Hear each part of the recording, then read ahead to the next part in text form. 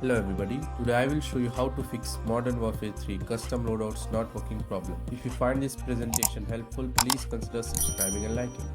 Method 1. Delete and recreate loadouts. If the custom loadouts are corrupted, you can try deleting and recreating. Here's how to do it. Go to create a class menu in Modern Warfare 3.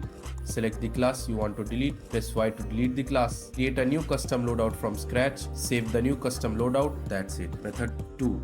Clear cache of Modern Warfare 3. Clearing cache may help resolve the issue.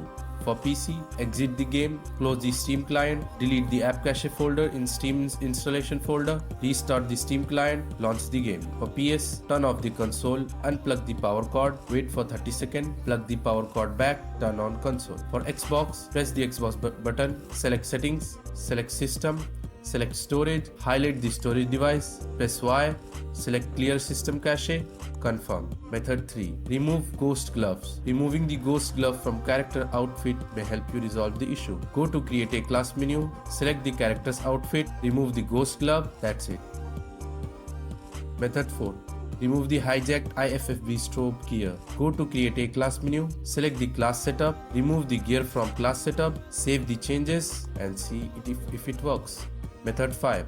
Copy and replace loadouts. You can copy and replace loadout to fix this problem. Select loadout option, choose copy and replace, copy it over an empty classes 6-10, save the changes and see if it works. Method 6.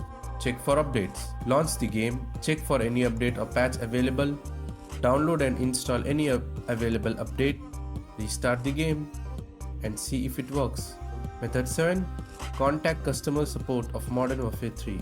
If you have tried all the other solutions and are still experiencing issue, you can try contacting customer support of Modern Warfare 3.